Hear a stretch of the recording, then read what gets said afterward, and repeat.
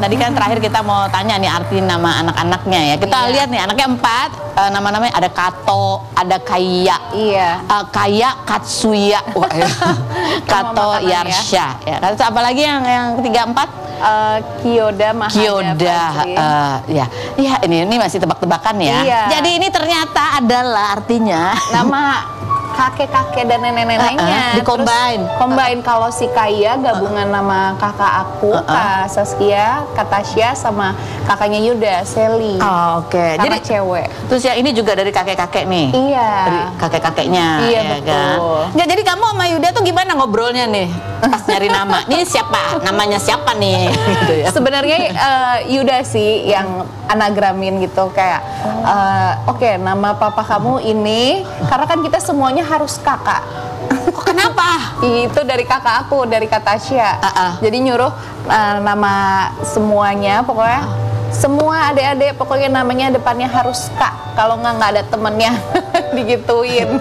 Terus akhirnya kita mencarilah nama Kak. Gitu. Karena kan ya berapa cucunya udah semua 15? Total udah 15. Udah kehabisan ide kalau nama-nama yang biasa. Iya, benar. Karena dia anagramin. Iya. Kita pakai ini nggak? Siapa sama siapa nih? Ayo kita adu sama ngambil kertas gitu atau? Ini kalau ini idenya Yuda sih sama aku, karena pas Kato kebetulan karena anak pertama cowok jadinya nama kakek-kakeknya gitu. Terus habis gitu nama anak kamu yang baru lahir ini dari nama nenek kakeknya, mama papanya Yuda, mama papa aku. Ribet ya Kak ya. Jadi kalian punya ini ya, pohon keluarga itu ada namanya jelas. Ya oke. Nanti kita ngobrol lagi berikut ini bintang tamu kita ini adalah bercerita tentang namanya mimpi ya. Ini juga nih kan hamil udah KB, tapi kalau Allah bilang satu lagi jalan ya. Betul. Yang ini adalah Sherali. Dia ini adalah seorang penjual sosis ya, banyak lah gitu pekerjaannya. Dan emang cita-citanya sebelumnya adalah pengen jadi artis, pengen jadi model gitu. Tapi nggak pernah kebayang bahwa suatu hari impiannya terwujud, dia bisa menjadi salah satu pragawati di ajang Jakarta Fashion Week. Kita lihat dulu profilnya berikut ini. Ali.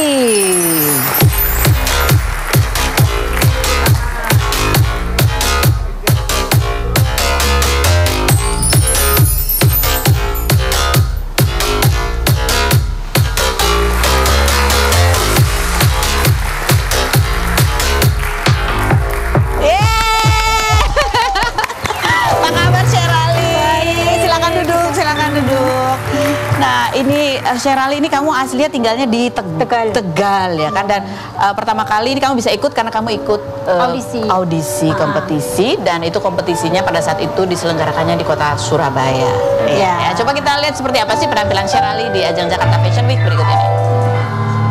Sherali, benar nggak sih kamu emang dari dulu tuh cita-citanya pengen jadi model? Iya, dari kecil, tapi kan banyak yang bilang kulitnya ireng gitu kan. Ya, kulitnya ireng gitu, katanya kalau pakai bedak tuh kayak tempe bosok. Terus kamu ketika orang ngomong kayak gitu gimana rasanya? Ya namanya anak kecil mah percaya. Jadi sampai lulus SMA tuh nggak pernah pakai bedak karena ngerasa kalau pakai bedak itu kayak tempe bosok gitu. Iya. Terus kamu kan cita-cita jadi model. Sering nggak tuh di depan kaca gitu pose-pose gitu waktu kecil ya? Iya. Pernah. Sering. Terus siapa model yang kamu tuh kayak ngefans banget? Ada nggak? Petgo. Oh, Petgo. Iya, kemarin malah ketemu. Oh, malah ketemu. Kan Petgo kalau bosok kan gaya gitu dia Kak. Gini. Oh ya. Kayak gitu dia. Nah, ini apakah satu-satunya audisi yang pernah kamu ikutin atau sebelumnya pernah ikut audisi apa? Belum pernah. Belum pernah. Pertama kalinya. Ya, kan kamu usianya ibaratnya kamu tuh udah punya anak gitu ya. Kan orang mikirnya wah ini kita meraih cita-cita biasanya kalau dari usia muda. Apa yang membuat kamu akhirnya berani nih ikut audisi ini? Ini tuh audisi yang menurut aku kesempatan aku terakhir, karena di usia segini ada kesempatan audisi gitu, kayaknya kalau dilewatin aku berarti nggak akan pernah coba nih gitu. Jadi nyobain aja. Nyobain aja. Terus habis gitu kamu cerita nggak ke pasangan atau ke orang tua? cerita ke suami pas lolos ke Surabaya. Oh, Pak udah lolos baru bilang sama suami? Iya, pas lolos ke Surabaya. Terus kan Surabaya kan jauh ya. Iya. Terus harus ongkos, hotel gitu ya bolak-balik. Terus pas, karena emang nggak ada ongkos nih, terus suami tanya, lah ngapain sih ikutan kayak gitu, emang dapatnya apa gitu kan? Ya dapatnya apa ya? Dapatnya ini sampai di sini. Sampai di sini. Ini dapat kemana-mana. Jadi waktu ya mikir nggak ada, aduh biayanya waktu itu dari mana? Suami juga, biar apa sih gitu? Itu sempat berkecil hati gitu nggak? Nangis. Nangis? Iya nangis kan sehari gitu. Aku sebenarnya itu dikasih waktu kayak seminggu gitu buat ngasih konfirmasi datang apa enggak.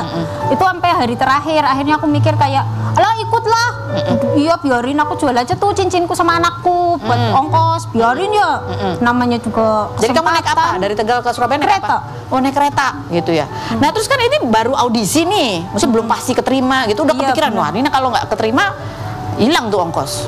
Iya, tapi aku mikirnya tuh, ini di hotel bintang 5 aku nggak pernah masuk, belum pernah. Masuk hotel bintang 5, wis alhamdulillah banget ya. Jadi pengalaman lah ya, pengalaman ya. Iya, ditambah pas di situ ketemu orang-orangnya kok hebat-hebat banget. Ini semuanya itu kayak perempuan-perempuan yang punya pekerjaan yang bagus-bagus. Aku gini, lah ini aku ngapain di sini ya? Nggak bisa ngobrol sama yang lain, nggak nyambung. Jadi kamu sama sendiri nih? Iya, kebanyakan diem sih, soalnya nggak nyambung. Soalnya nggak nyambung. Terus waktu audisi kamu disuruh ngapain, inget nggak? Disuruh catwalk sama interview. Iya. Apa yang pertanyaan yang kamu inget banget? Kenapa kamu ikut audisi ini katanya? Terus kamu jawab apa? Terus aku bilang, ya pengen aja, soalnya cita-citaku jadi model, aku bilang. Terus akhirnya kamu lolos, padahal kan saingannya banyak tuh. Iya, aku ngelamun, aku nggak ngedengerin pas di pengumuman, soalnya kayaknya nggak mungkin ya. Aku nggak dengerin, ngelamun aja. Terus seruroh. Terus aku terus beneran seruroh apa enggak kan? Terus yang di depan bilang, kok ngelamun kamu lolos kayak gitu. Terus aku, ya beneran gitu, kayak terharu banget, nggak nyangka sih. Dan berangkat ke Jakarta. Iya. Ongkosnya gimana tuh kalau yang ke Jakarta? Ada dibayarin sama sponsor itu? Dibayarin, tapi kan setelah acaranya kan, aku jual kalungku sih. Oh jual kalung? Iya, tapi kan itu udah lolos. Oh iya udah lolos, udah pasti nih ya kan. Dan kamu kan memang konten kreator ya, konten kreator, dan konten-kontenmu itu kalau di sosial media adalah mix and match.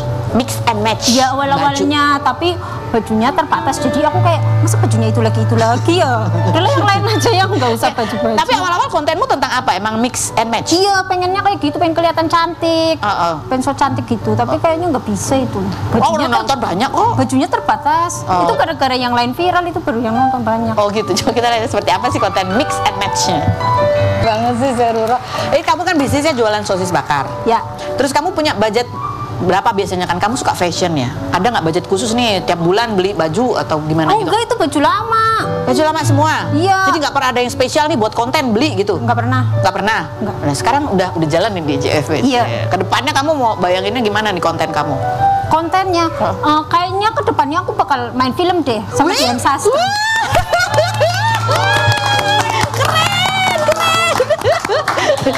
Iya bener. Kamu ngobrol nggak sama Dian Sastro? Ngobrol, katanya aku hebat. Kamu hebat, kamu keren, selamat ya gitu, semangat gitu katanya. Terus dia bahkan latihannya 2 bulan loh ya, 2 bulan kau pakai high heels? Iya, tiap hari aku bolak-balik sehari sejam. Sehari sejam. Sebelumnya nggak pernah pakai high heels? Enggak. High heelsnya maksudnya emang udah punya tapi atau khusus beli gitu buat latihan? Dikasih sama project direktornya JFW. Gimana rasanya setiap hari sejam pakai high heels? Enak. Weh, enak. Ada tujuannya ke JFW, jadi pakainya ya enak-enak aja. Iya, nanti kita ngobrol lagi ya, seru banget loh, optimis banget nih. Lihat, yang punya mimpi, kita nggak pernah tahu kapan itu tercapai. Kita akan kembali lagi, jangan kemana-mana, tetap di Rumpi No Secret.